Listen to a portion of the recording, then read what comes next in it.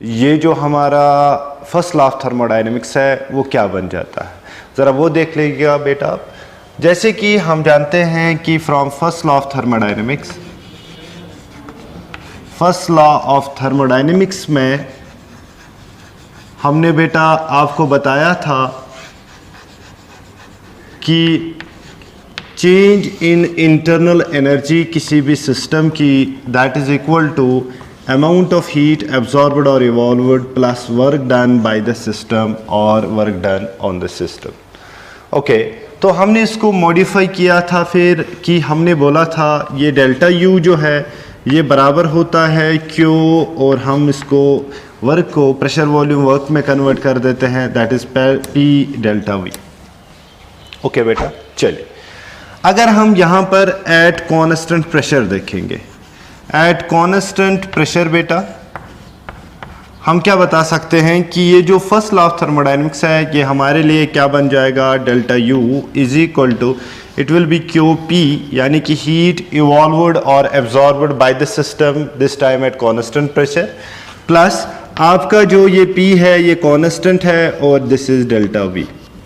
तो हम कह सकते हैं सिंपली बेटा, अगर हीट एब्जॉर्ब हो गई है सिस्टम से या हम heat evolved bye the system हम कहेंगे, ठीक, तो यहाँ से इसकी साइन चेंज हो जाएगी, तो हम इसको जनरली लिख सकते हैं बेटा, और Q जो P होगा यानी कि heat absorbed at constant pressure that will be equal to decrease in internal energy plus बेटा प्रेशर वॉल्यूम वर्क। सो ये हमारे पास कंक्लूजन आ गया कि अगर आप एट कॉन्स्टेंट प्रेशर आप देख लेंगे जो आपका फर्स्ट लॉ ऑफ थर्मोडायनेमिक्स है बेटा वो बन जाता है Q P is equal to delta U plus P del V. Okay, और हम इसी चीज से डिफाइन कर सकते हैं बेटा what that is the concept of enthalpy.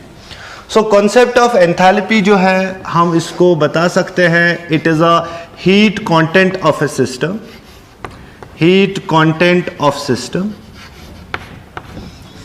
heat content of system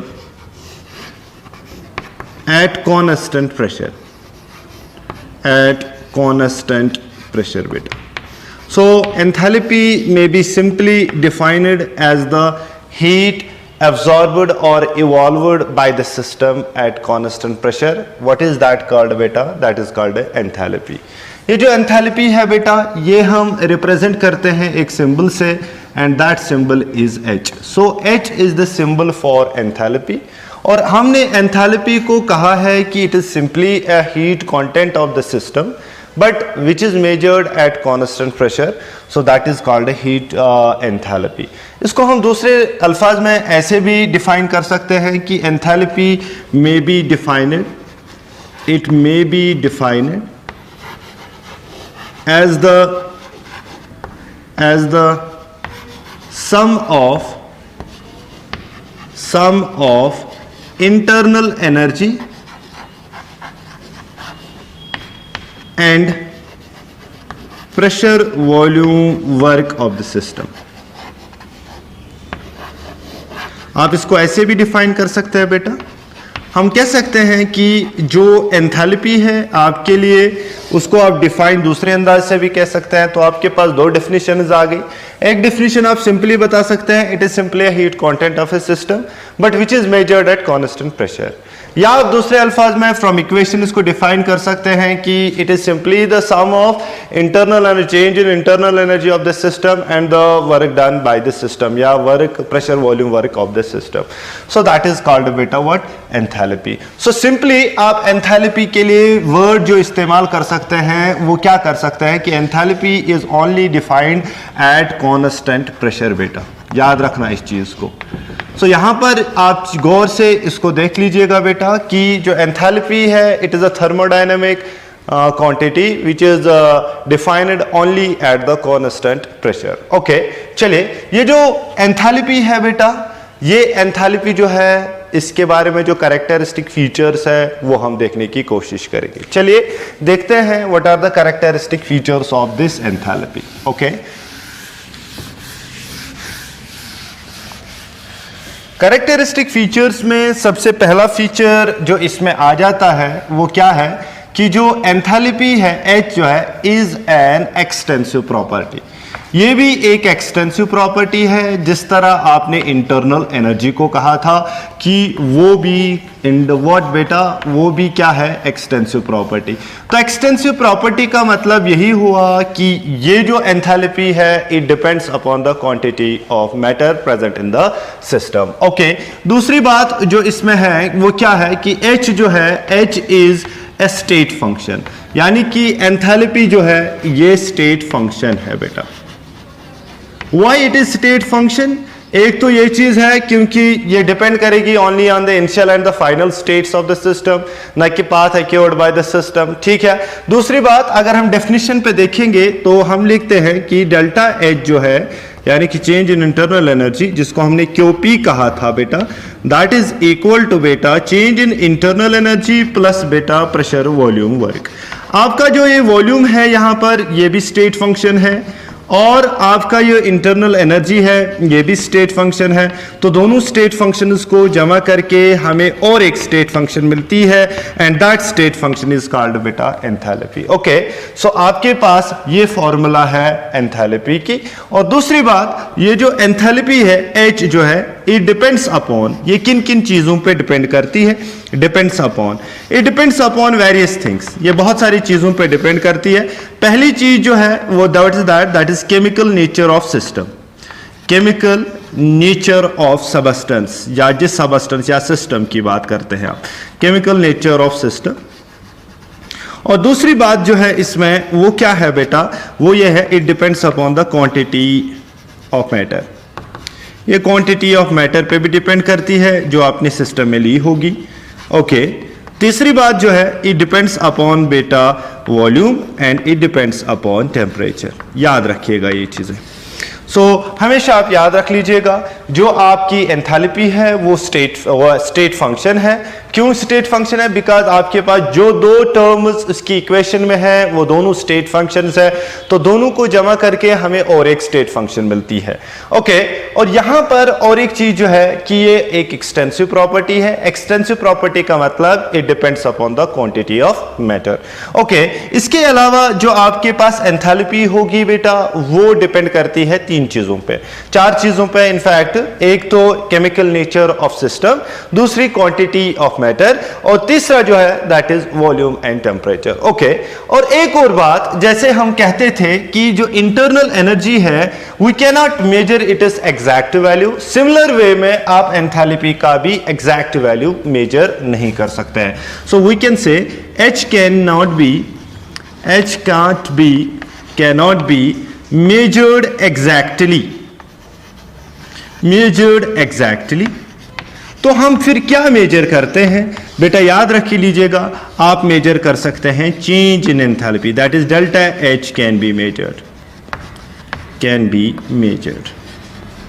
okay, याद रख लीजिएगा इस चीज को कि आप एंथैल्पी को अच्छी तरह से मेजर नहीं कर सकते, एग्जैक्टली मेजर नहीं कर सकते हैं। अगर आप किसी चीज को मेजर कर सकते हैं वो क्या है बेटा एंथैल्पी की, वो that is change in enthalpy. Okay, चलिए इसके बाद और बहुत चीजें जो है एंथैल्पी के रिलेटेड वो हम देखेंगे बेटा। यहां पर please just write down these things. Okay, आपकी जो एंथैल्पी होती है बेटा सिस्टम की, H जो है, H का यानी कि डेल्टा H आप मेजर कर सकते हैं। ये आप मेजर कर सकते हैं आप by same instrument by which you have measured internal energy, that is bomb calorimeter.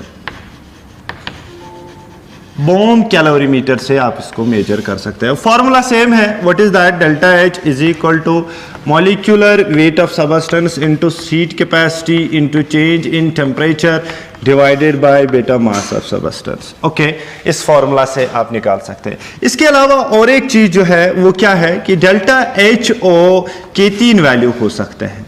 आप डेल्टा एच का वैल्यू 0 भी ले सकते हैं, आप डेल्टा एच का वैल्यू पॉजिटिव भी आ सकता है, आपका डेल्टा एच का वैल्यू नेगेटिव भी आ सकता है।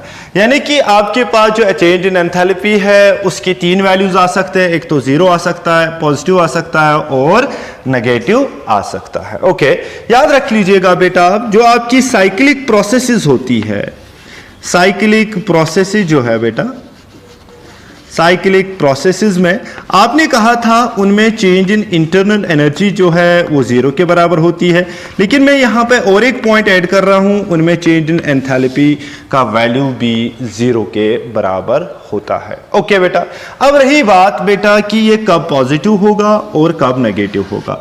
जब हम एंथैल्पी चेंज इन रिएक्शंस देखने की कोशिश करेंगे वहां पर हमें पॉजिटिव वैल्यू भी मिल सकता है और वहां पे हमें नेगेटिव वैल्यू भी मिल सकता है। जरा वो देख लीजिएगा बेटा।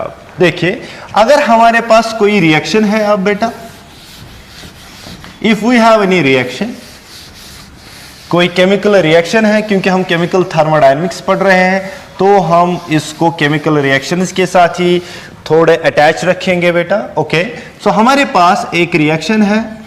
रिएक्शन क्या है बेटा? हमारे पास रिएक्शन है कि जो रिएक्टेंट्स है बेटा, रिएक्टेंट्स आपस में मिल जाते हैं तो यहां पर हमारे लिए क्या बन जाता है बेटा? प्रोडक्ट्स बन जाते हैं। अगर हम मान लेंगे, सपोज करेंगे कि यहां पर जो एंथैल्पी ऑफ रिएक्टेंट्स है वो HR है और यहां पर जो एंथैल्पी ऑफ प्रोडक्ट्स है that is HP।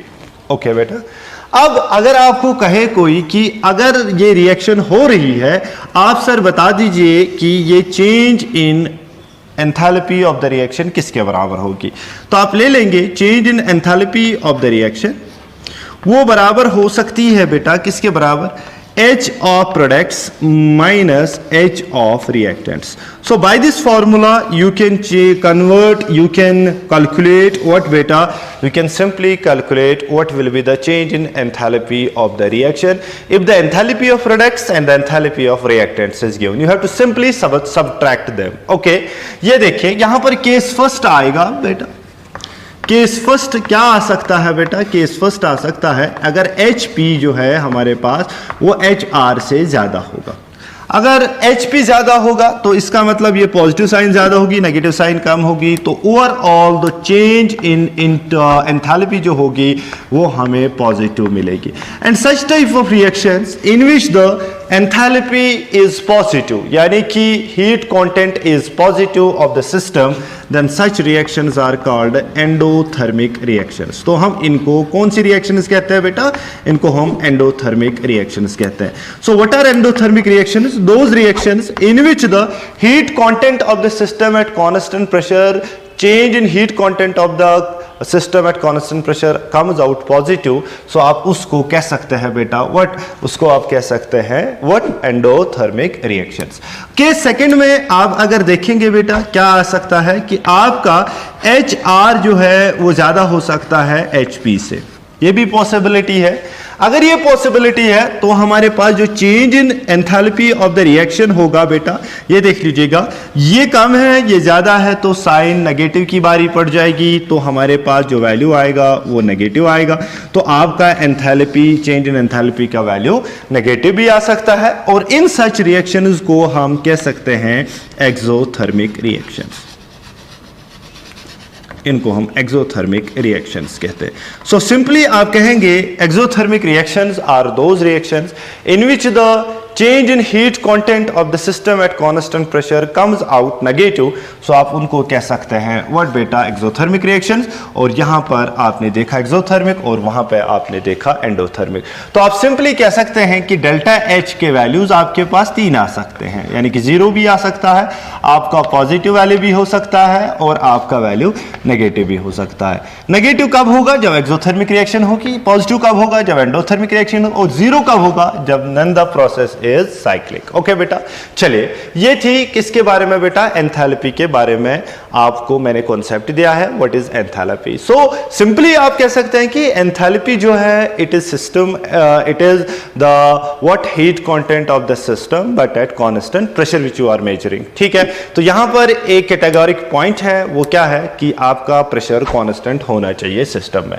Now what we are going to see, now what is the relation between in change in internal energy and the change in enthalpy for the gaseous reactions। अगर हम gaseous reactions की बात करें तो उनके लिए क्या होगी। ठीक है, so now the topic is what beta, relation between delta H and delta U।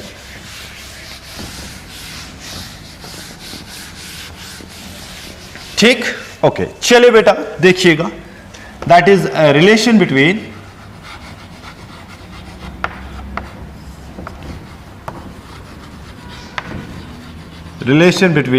delta H and delta U। Delta U और डेल्टा H के दरमियान क्या रिलेशन है? जैसे कि मैं जानता हूं कि डेल्टा H जो है वो बराबर है बेटा डेल्टा U प्लस बेटा P डेल V। ठीक, ओके। फॉर गैसवस रिएक्शंस हम बात करेंगे, खाली गैसवस रिएक्शंस की। For gaseous reactions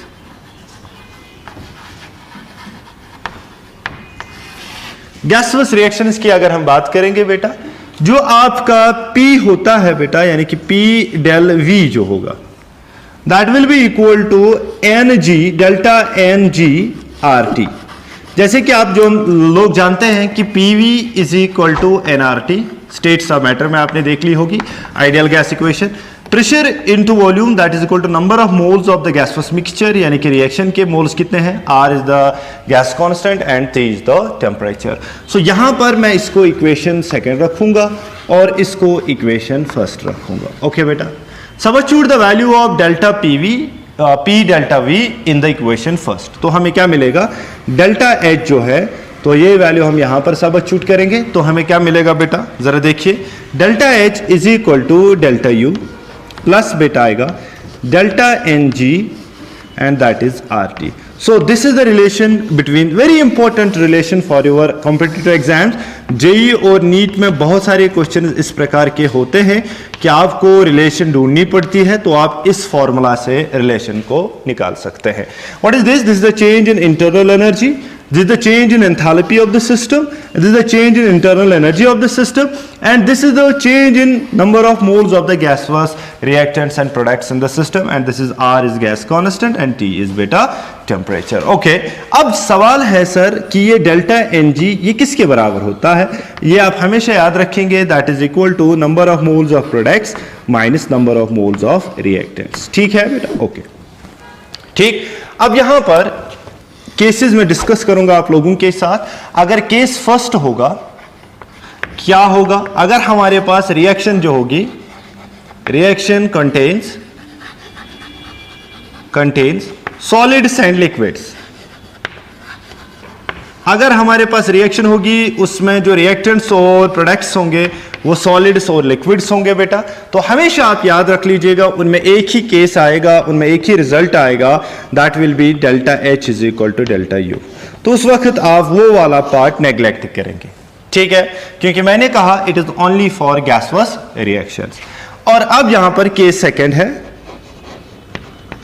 case second में आप क्या देख सकते हैं, if the reactions are gaseous, अब गैसवस रिएक्शन है, आपके पास गैसवस रिएक्शन है बेटा, तो हम क्या कह सकते हैं केस फर्स्ट में Np अगर ज्यादा होगा Nr से, तो हमेशा याद रख लीजिएगा डेल्टा H जो होगा that will be greater than delta U।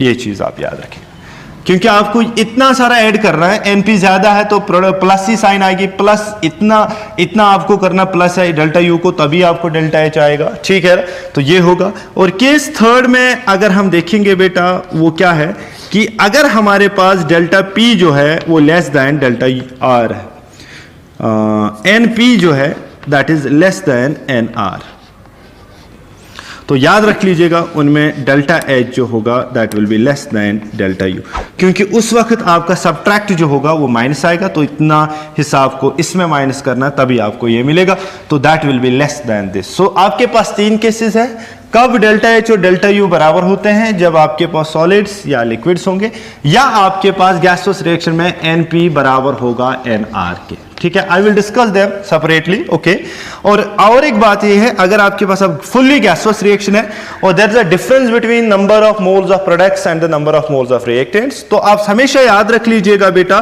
कि जो एनपी अगर ज्यादा होगा एज कंपेयर टू एनआर तो आपका डेल्टा एच ज्यादा होगा as compare to delta U. अगर एनपी आपको लेस देन होगा डेल्टा एनआर से, यानी number of moles of reactant से, तो आपका डेल्टा एच लेस देन होगा डेल्टा यू से। मैं एग्जांपल्स करा दूं इसी पे बेटा, जरा देखिए। हमारे पास अगर रिएक्शन इस प्रकार की है बेटा और हमें रिलेशन देखनी होगी, जरा देखिए प्लीज। अगर हमारे पास रिएक्शन है, क्वेश्चन ऐसे है बेटा, what is the value relation of delta H and delta you. आपको रिलेशन निकालनी है किस वाली रिएक्शन की, इस वाली की, PCl5 gives PCl3 plus Cl2, ये देखिए। ठीक, ओके, तो यहां पर अगर मैं यहां पर 2 ले लूंगा, सॉरी यही ले लूंगा, ठीक, PCl5 gives this is a balanced reaction, आपको बैलेंस करनी पड़ेगी। तो यहां number of moles of reactants जो है वो 1 है, यानी कि 1 है ये, और ये भी 1, ये भी 1 है, 1 और 1। तो number of moles of products जो है that is equal to 1 + 1 that is equal to 2। तो हमारा डिफरेंस जो है NP माइनस NR जो है that is 2 - 1 that is equal to 1। ठीक, ओके, चले। तो आप मुझे बताइए बेटा, आप मुझे बताइए क्या होगा, डेल्टा यू जो होगा, डेल्टा एच जो होगा that will be equal to delta U plus delta NG RT। Okay, तो इसका वैल्यू कितना आ गया बेटा आपको, डेल्टा NG, सो ये 1 है, तो delta H is equal to delta U plus RT। तो ये है आपके रिलेशन। ठीक, ओके, सो यहां पर केस मैंने कहा था अगर NP होगा NR के बराबर तो आपका डेल्टा एच जो होगा वो डेल्टा यू के बराबर होगा। ठीक है, वो आपने देख लिया। ठीक, और एक क्वेश्चन मैं करूंगा बेटा, यहां पर क्वेश्चन नंबर 2 सॉल्व करने की कोशिश। हमारे पास एक रिएक्शन है इस प्रकार की बेटा, जरा देख लीजिएगा, CaCO3 इट इज सॉलिड, ये डिसोसिएट होगा CaO प्लस CO2, ये गैस है और ये सॉलिड है। आपको बतानी है what is the relation between delta H and delta U. So क्या रिलेशन हो सकती है, तो ये सॉलिड है, ये सॉलिड है, हमें सिर्फ गैसवस का लेना है, तो हम क्या लेंगे, यहाँ पर NP जो है that is equal to 1, NR जो है हमारे पास दैट इज इक्वल टू 0, तो डेल्टा NG जो होगा that is equal to 1, 1 - 0 that is equal to 1। ठीक, ओके, तो डेल्टा एच किसके बराबर निकलेगा, delta H is equal to delta U plus बेटा 1 इंटू RT। तो आपके पास डेल्टा एच जो है वो यहाँ पर डेल्टा यू के बराबर होगा। ठीक है ना बेटा, ओके। और इस प्रकार के क्वेश्चंस आपके पास आ सकते हैं जो आप सॉल्व कर सकते हैं। आई होप कि आपने इस टॉपिक को अच्छी तरह से अंडरस्टैंड किया होगा। प्लीज़ मेरे वीडियोस को शेयर कीजिएगा और सब्सक्राइब कीजिएगा मेरे चैनल को, ताकि आप ज़्यादा से ज़्यादा फ़ायदा उठा सके। ओके, अल्लाह हाफिज़, अस्सलामु अलैकुम व रहमतुल्लाह।